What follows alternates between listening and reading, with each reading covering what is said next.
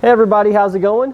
Today we're going to be going over and showing you how to install the CURT Trailer Hitch Receiver here on our 2021 Chrysler Pacifica Hybrid. So here's what our trailer hitch looks like installed on our vehicle, and you can see this is actually a hidden design, and what that means is the cross tube is going to be tucked up behind the bumper here, and the only thing we're going to see is the receiver tube, which sits nicely directly over the bumper, giving us the best possible ground clearance and the best overall aesthetics. Now what we can see of our trailer hitch has a nice black powder coated finish, which is going to help it blend in with the underbody paneling on the vehicle. It's also going to help protect it from rust and corrosion over time. So adding a trailer hitch to your Pacifica, it's going to be an excellent option because it's going to make your vehicle that much more versatile. Now we can obviously use a trailer hitch for towing, assuming the vehicle manufacturer allows it, but we could also use it for bike racks and cargo carriers as well, whether we wanted to free up some space inside the vehicle for us and the family, or we just simply wanted to hit the trails. So in regards to towing, our trailer hitch is going to provide us with a 4,000 pound gross trailer weight rating.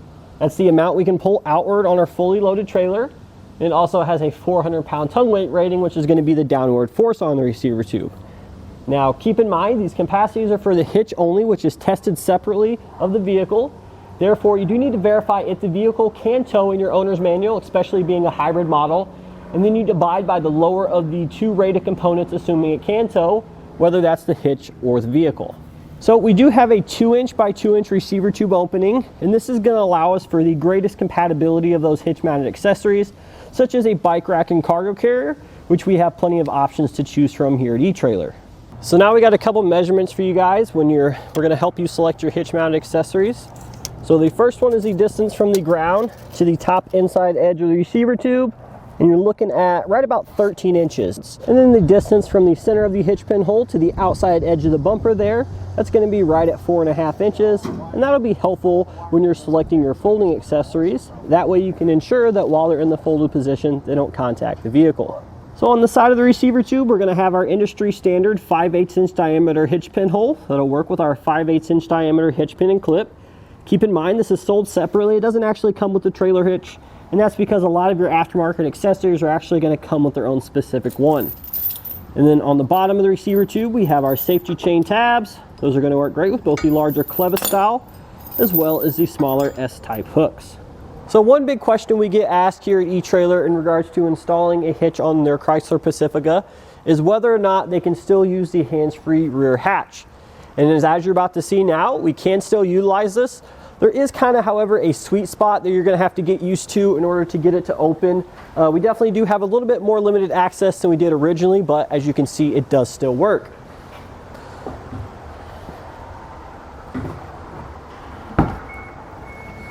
And there we have it. In regards to installation, this one's pretty straightforward. It's definitely something a do-it-yourselfer can do at home by yourselves. We really don't need any specialized tools, mostly common hand tools. There is one you may not have. That's a torque wrench. We do need one of these, so I recommend picking one up from your local auto parts store because you can actually rent it for free in most cases. But aside from that, as we said, everything is pretty straightforward. You don't need a lift or anything to do this. There's no drilling into the vehicle required, so let's go ahead and walk you through this entire process step by step now. Should only take you guys a couple hours or so, depending on your experience level. So the first step of our installation, we need to remove this large underbody panel here because we're going to need to get that out of the way to get our hitch into position. So the first step to removing this large panel, because there are several fasteners, we're just going to focus on the ones here that attach to the rear bumper fascia. So we're going to need an 8mm socket, and now we'll show you which screws to remove. So you can kind of tell which screws are securing this fabric there, because if you just sort of push up, you can see which ones are hanging on, because there's all kinds of different screws here, but we don't need to remove them all. We only need to remove the ones that are holding on our fabric. So if you just push up on the ones, you can tell which ones are holding that down.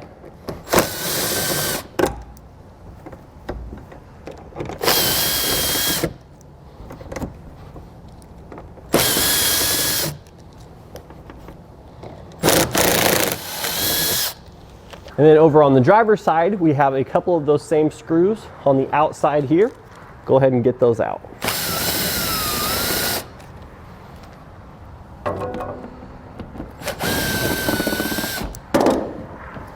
So now we're going to have 3 more fasteners sort of on the edge here Now, most of these are going to kind of be facing the wheel well, so they're really hard to see, and you actually really can't get a tool on them. So I would just be using a short well socket with just a standard 1/4 inch ratchet. You should be able to reach it with that.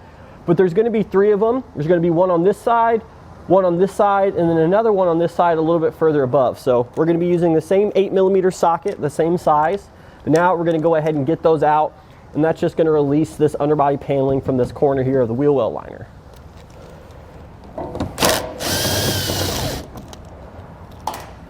So these are the same screws that we removed previously, so they look the exact same. So now we've got all the ones on the perimeter out. Now we're going to be working with the ones sort of in the center. So we're going to start with the back ones here. First of all, we're going to have to take a 10mm socket and remove these 2 bolts here. This is going to allow this panel to drop down so we can see the fasteners underneath that. So we'll be using a 10mm socket for these. You can see this is just going to kind of pull down, and then we're going to have 2 of those fasteners sort of hidden up there.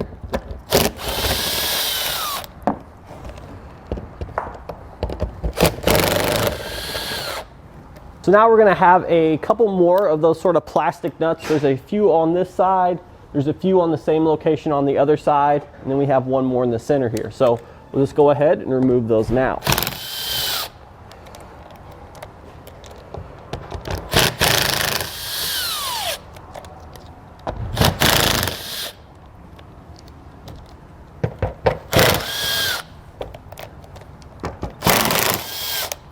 And now the only fasteners that we have left, I believe, are going to be these little twist ones here.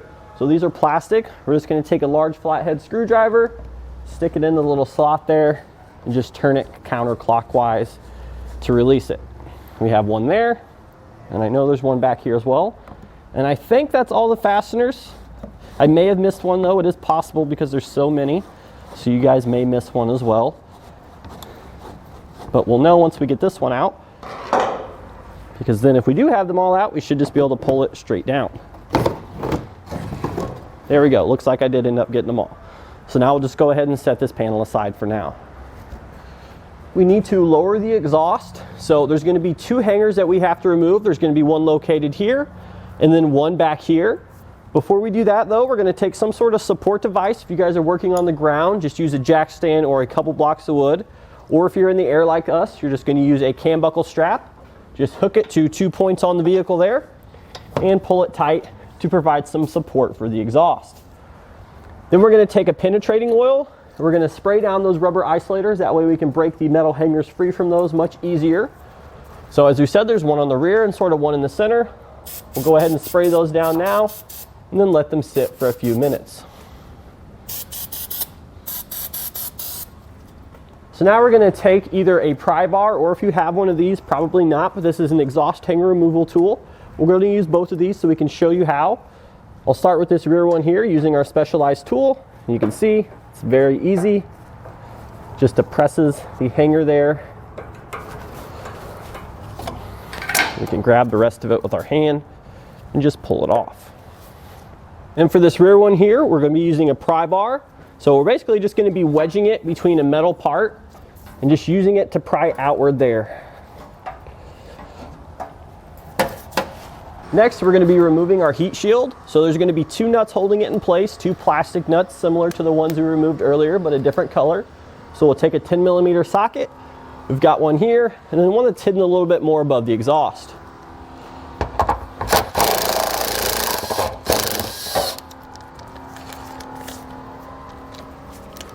I'll sort of push my exhaust out of the way to gain access.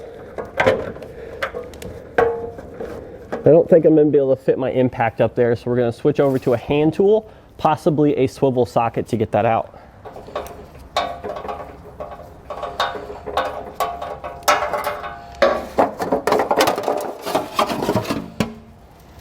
So next we're going to come over to the driver's side, and we're going to be temporarily lowering the carbon canister.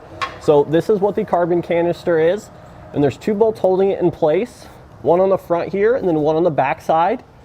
We'll use a 10mm socket to remove those. And we've already got the back one out because it's kind of hard to see, but it's going to be the same as this one here. And once you have that out, the carbon canister should come down like so. And that's what our bolts look like.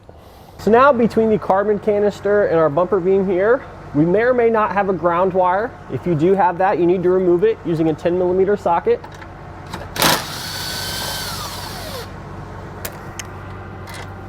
Let's go ahead and pull that off just like so. So now we're going to take that ground wire that we just removed and we're going to secure it in a new location. So underneath the vehicle here, just directly in front of the ground stud that we removed it from, we're going to have a hole here in this little end panel. So we're going to be securing it to that hole here using the provided hardware in your kit. Now before we do that, we need to take some sandpaper here and get rid of all the paint on that surface there. And we also need to take a pair of pliers and bend these little tabs down. So if you want to, you can just tighten the flat washer and that'll probably bend these tabs down enough. But if you have a pair of pliers, I'm just going to go ahead and do that beforehand. Now I'll go ahead and take some sandpaper here. We'll just remove some of the paint from that surface.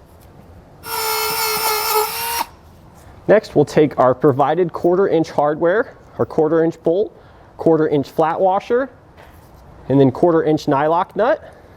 And we'll secure it to the bottom of the frame here, just like so. And then at the top is where we'll thread on our nylock nut. So we're going to take a 7/16 inch socket and wrench, and we'll go ahead and tighten those bolts down.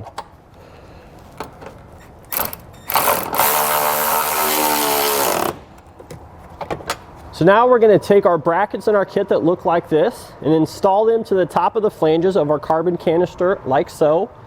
We're going to be using our M8 fastener, our M8 bolt flat washer on the top there.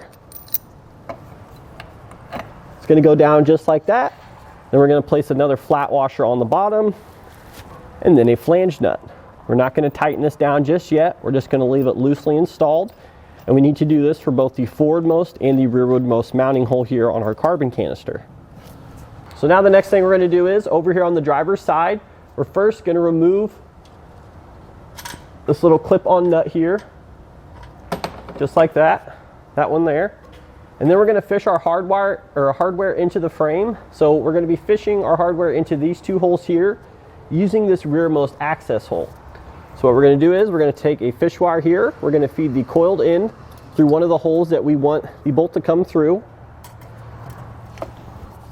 And I'm going to take my other hand and try to catch it there in that square hole. So I can't feel it. So what I'm going to do is I'm going to put a bend into this fish wire here. That way it's more straight on the bottom of the frame there. I have a better chance of catching it. So I have the coiled end fished out through that square hole there. You want to make sure that you don't pull it too much because then you'll pull the other end of your fish wire through. But I know it's kind of hard to see here, but we're going to just place a spacer block over that. And then since I don't have a lot of wire to work with here, I'm just going to shove that back up into the frame for now. And then I'm going to thread on the carriage bolt. And once I get that threaded on there, I'm going to grab the other end of our pull wire, stick our carriage bolt through that hole there, and pull it down just like so. And I actually like to bend the fish wire like so as well. So we need to do that for this hole here, and then we're going to do that on the other side as well for those two rear holes. So now finally we have our rearwardmost hole here, or the one closest to the front of the vehicle. So for this one we're going to be using a reverse fish wire technique. You need to make sure that you grab the skinny spacer blocks that come in your kit. But how this works is you take the spacer block, place it over the coiled end, and then we thread on our carriage bolt. And then we'll go ahead and stick that into position. So you'll place your carriage bolt head through that hole first, then your spacer block, and you'll just pull them both down just like so. And we need to do this on the other side as well. With an extra set of hands, we can lift our hitch into position. You do have to come up and over the exhaust on the passenger side first. Just put all your fish wires through the appropriate holes. And then over here on the driver's side, you do need to be careful because we actually have to lift the carbon canister brackets over the carriage bolts once we get it into position. So it is a little tricky to hold up and get everything to line up in place, so just take your time and be careful.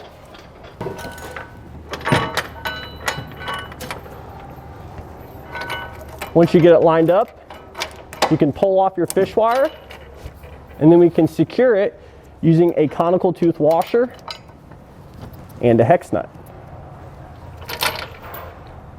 So we're going to be securing the one closest to the bumper first, because the other two are going to have a bracket that attaches our carbon canister. These two bolts here, as we said, we have to install the brackets that we installed on our carbon canister over those before we secure our hitch hardware. So I'll go ahead and pull off the fish wire there. Now we're going to maneuver our carbon canister back into position. We're going to tilt that bracket till our holes line up. Be careful not to push your hardware back into the frame. And we'll place that same combination of hardware that we used earlier. So I've got that one loosely installed. Now we'll do that same thing here for the rear one. Thankfully, the other side of the vehicle is much easier because we don't have to worry about the carbon canister, but we do kind of have our exhaust in the way, so it's a little bit harder to see. So once we have all of our hardware in place, we'll come back with a 3/4 inch socket, and we'll tighten and torque everything to the specifications in your instructions.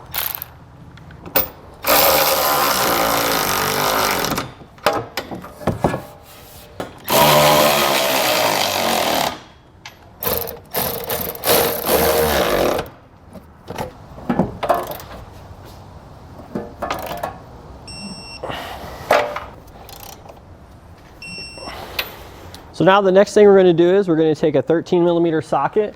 We're going to be securing the bolts which attach the carbon canister to our brackets that we installed. So you're going to need to place a wrench up top and then secure it underneath here and just tighten it down. So we have one on each side.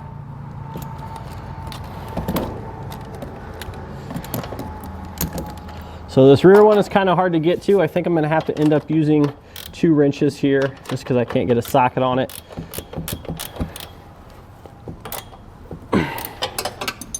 So next we're going to take our heat shield here, and we do need to trim a part off.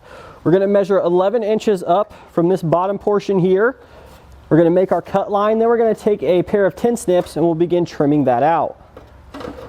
So we're going to reinstall this after this. And we actually are losing one of the fasteners there that was used to secure it from the factory, so we are only going to have one stud there when we place it back into position. You want to be careful when you're cutting this stuff because it is very sharp. And it is kind of hard to cut there, just taking a little bit out at a time. So I like to actually kind of bend it out of the way there. That way I can get my shears in there. So you can use pretty much anything you want to cut this, but these shears here work really good for this job. And they're a pretty common tool, so but really anything you have that can get through it, you can use. It's not really too critical what we use, as long as we get the material removed. So it really doesn't have to be pretty, but we just need to get that material removed, and now we'll go ahead and reinstall it. So next we're going to take those same shears that we used earlier, and we're going to be cutting this fabric underbody paneling. So we need to cut this to allow clearance of our hitch tube. So in your instructions you're going to get a nice diagram, but we're basically going to be measuring up 7 inches from the bottom of this panel here, and then 32 inches all the way across. But once we have that marked out, we can go ahead and begin trimming. So there's our panel that we have cut out, and you'll notice that there's a couple of the fastener locations on this panel that we're removing. Therefore, we are going to have some extra hardware when we reinstall this.